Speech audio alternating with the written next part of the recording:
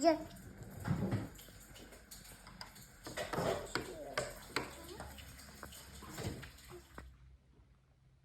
everybody, just kind of wanted to give you a little bit of an update about how it went on Sunday and how it went on Monday.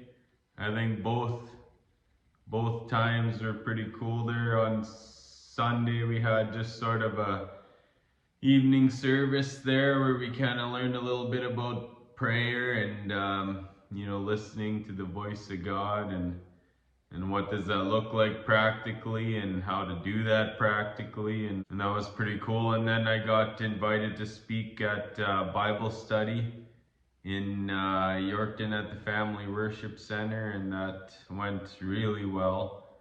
And it was mainly Indigenous people that were at the Believers Bible study, and I basically just got a chance to share my testimony.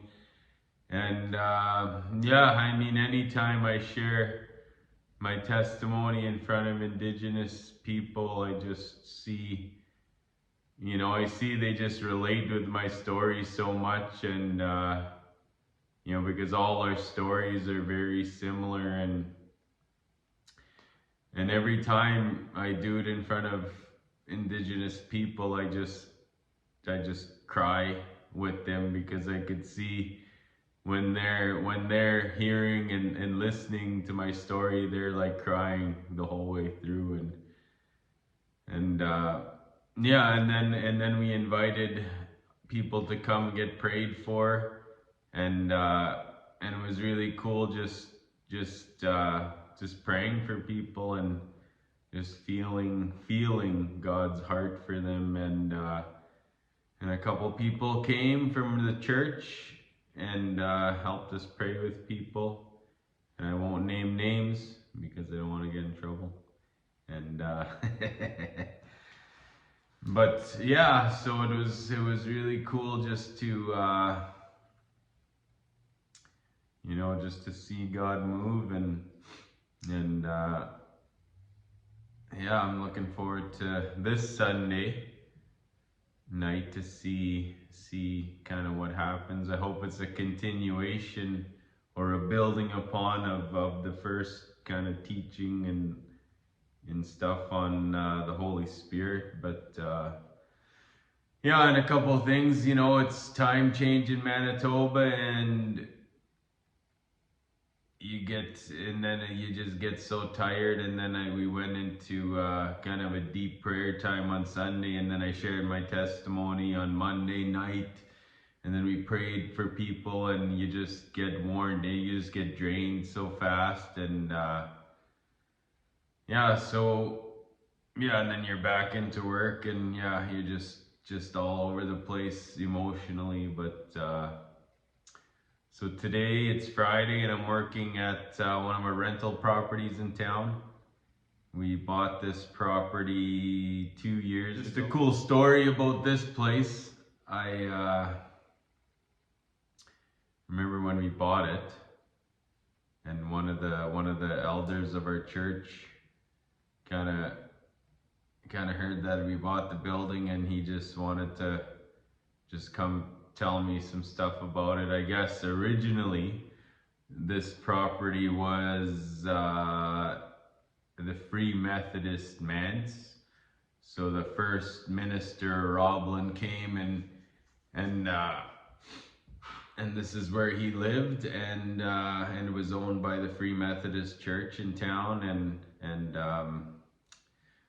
So this older gentleman was just telling me about how he remembers coming in here, and I think it was his uncle that was the minister at the time, but he would come visit his uncle here, and he just remembers sort of some of his childhood was growing up in the Free Methodist manse here, and then it was kind of just cool just buying it and learning about that. And originally this was, I would say, a house of prayer, because ministers pray and stuff. But and then we purchased it, and it's been really cool just hearing the history and stuff. And yeah, I always like those older stories because they just, you know, there's reasons why God does stuff. And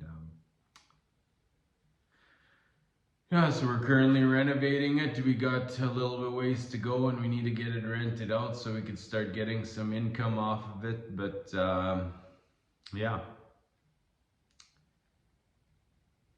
so that's what the plan is today. But we're hoping to have another Sunday sort of prayer worship time on this coming Sunday. So we hope to see you there.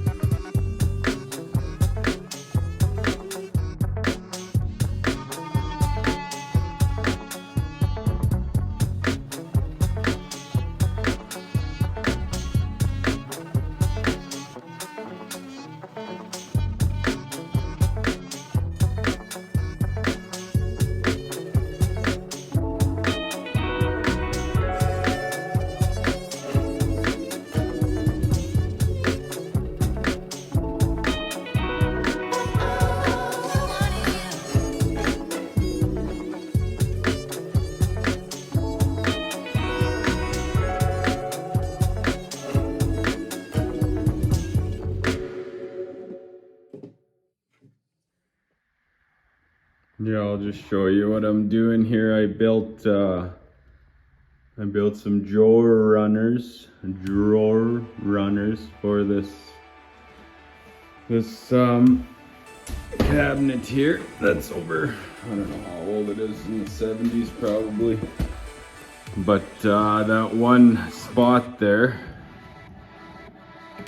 the drawers.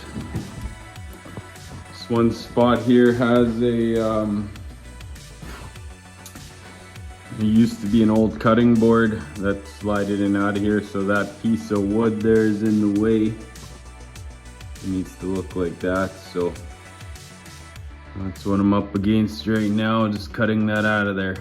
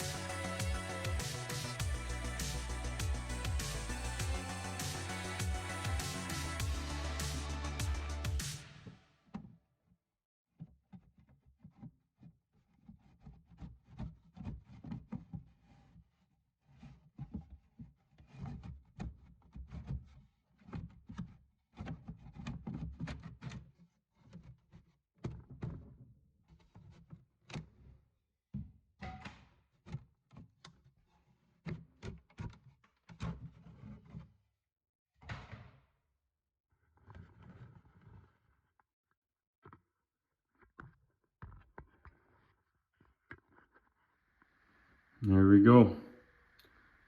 Pretty nasty looking, but it's cheaper than buying new cabinets. So it has to happen now. The drawer runner has to sit on there. and it has to sit on there. But this here is back, oh, I don't know, about a good 1/16 of an inch.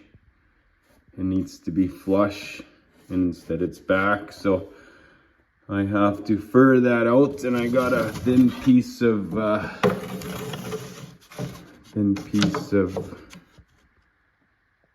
plywood. And then once I get that on there, and then I could stick the drawers runners on, and then good to go.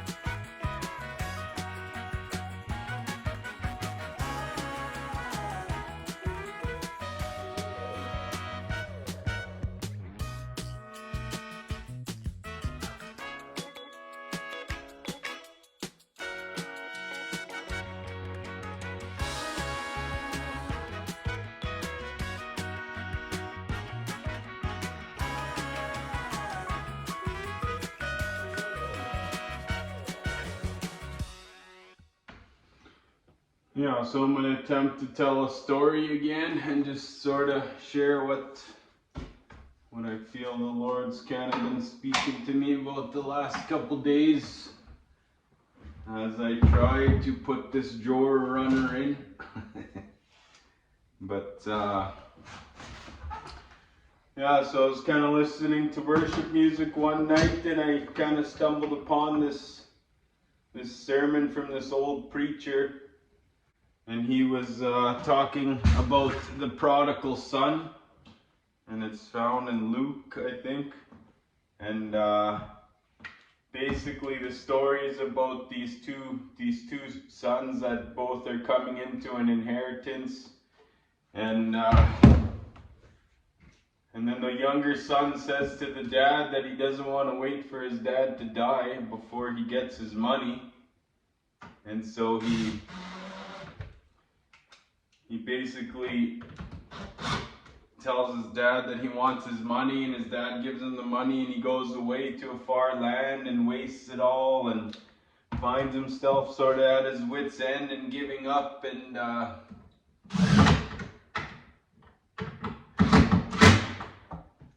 then it says that he comes to his senses when he has nothing, and he's sort of just starving, wanting to eat the food the pigs are eating. And yeah, and then he goes back to his father, and while he was a ways off, his father comes running to him and says, "This is my son who was once lost but now is found, and get the fatted calf and put a ring on his finger. We're going to celebrate because my son who was once lost is found again." And you know, I think we all know kind of the idea of the story is that it's kind of like our lives when we run from God.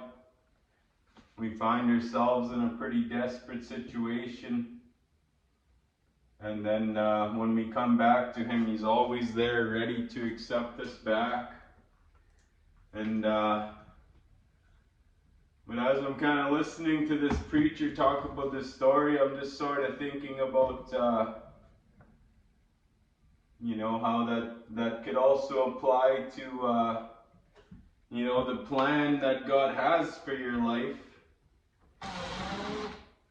You know, I know it was 20 years ago that someone prophesied over me that I was going to travel around and preach and tell my story to people, and I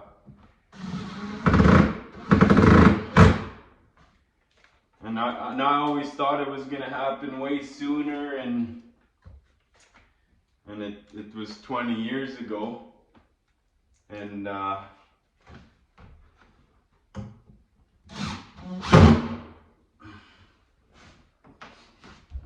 and I was thinking to myself as I'm listening to this preacher preach on this, in a lot of ways I was also sort of like a prodigal. in my spirit, I think, and in my soul, I was wanting what God had for me instead of just wanting God Himself. And and I think that made me very